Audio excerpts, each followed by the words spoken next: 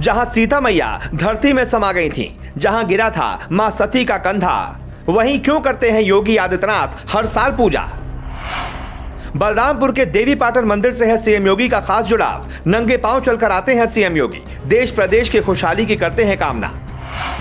योगी आदित्यनाथ ने महिलाओं की सुरक्षा, सम्मान और स्वावलंबन के लिए दिखाई यात्रा को हरी झंडी। मां भगवती से सबकी समृद्धि की कामना की।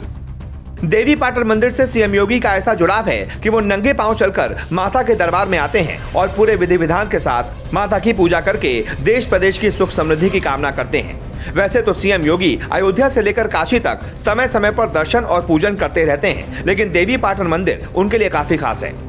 नवरात्रि के मौके पर सीएम योगी हर साल कन्या पूजन करते हैं, उनका आशीर्वाद लेते हैं और पूरे भक्तिभाव से माता की स्तुति करते हैं। देवीपाटन मंदिर के साथ क्या है सीएम योगी का ये खास जुड़ाव, ये बताएं उससे पहले जरा देवीपाटन मंदिर के महत्व के बारे में जान लेते हैं। आपको बता दें, देवीपाटन का वर्णन स्कंद तालिका, देवी भागवत, शिवचरित और महापुराणों में है। देवीपाटन मंदिर प्रसिद्ध शक्तिपीठों में से एक है।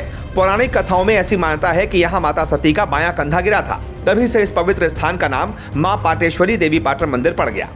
श्रद्धालुओं की ऐसी आस्था है कि त्रेता युग में जब मां सीता की परीक्षा यहीं ली गई थी, यहीं से मां सीता पाताल लोक में समा गई थी और जिस जगह से माता सीता पाताल लोक गई थी वो सुरंग के रूप में आज भी वहां पर मौजूद है।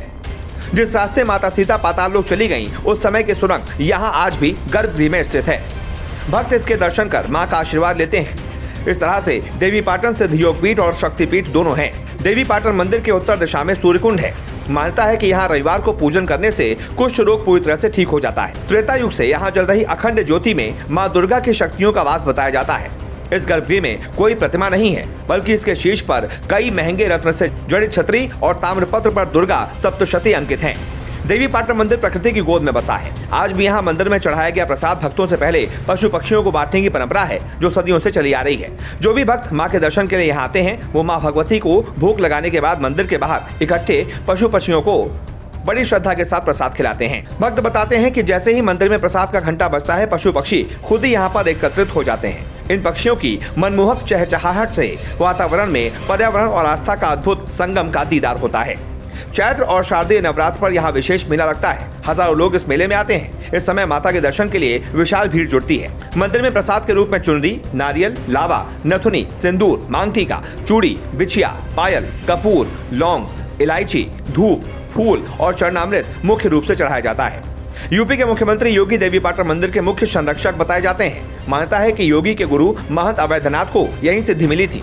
अपने गुरु के सिद्ध स्थल होने की वजह से सीएम योगी का यहाँ से खास जुड़ाव है। ऐसी लोक मान्यता है कि यहाँ विद्यमान सूर्यकुंड त्रेता युग से जल रही अखंड ज्योति में मां दुर्गा की शक्तियों का वास है। ऐसी मान्यता है कि सिद्ध रत्ननाथ नेपाल और गुरु गोरखनाथ को भी सिद्धि यहीं प्राप्त हुई थी। देवीपाटन मंदिर के दर्शन करने के बाद सीएम योगी ने कहा कि उत्तर प्रदेश पुलिस ने 2020 में मिशन शक्ति के तहत एक अभियान प्रारंभ किया था। मैं तभी यहाँ आया था। बलरामपुर से उस कार्यक्रम को हमने आगे बढ़ाया था। मिशन शक्ति का कार्यक्रम मिसाल बन गया। इस कार्यक्रम को अनेक राज्यों में मान्यता मिली। आज जब नवरात्र प्रारंभ हुए, तब यूपी पुलिस ने 2 कार्यक्रम प्रारंभ किए हैं। पहली यात्रा मां पाटेश्वरी के इस पावन धाम बलरामपुर से प्रारंभ होकर बुंदेलखंड के ललितपुर पहुंचेगी। दूसरी यात्रा मां विंध्यवासिनी धाम से शुरू होकर गौतम बुद्ध नगर तक पहुंचेगी। रामनवमी पर पहली यात्रा ललितपुर और दूसरी यात्रा गौतम बुद्ध नगर में पहुंचेगी। इसके पीछे उद्देश्य महिला सुरक्षा, सम्मान और स्वावलंबन है। इस थीम पर यह यात्रा प्रारंभ हुई है। इस यात्रा को प्रारंभ कर खुशी की अनुभूति हो रही है। ये यात्रा जिन भी जिलों में जाएगी, वहां नारी सुरक्षा, सम्मान और स्वावलंबन से जुड़े मुद्दों पर जागरूकता कार्यक्रम करते हुए बढ़ेगी। बाइक से निकली ये यात्रा प्रतिदिन 80 से 120 किलोमीटर तक चलेगी।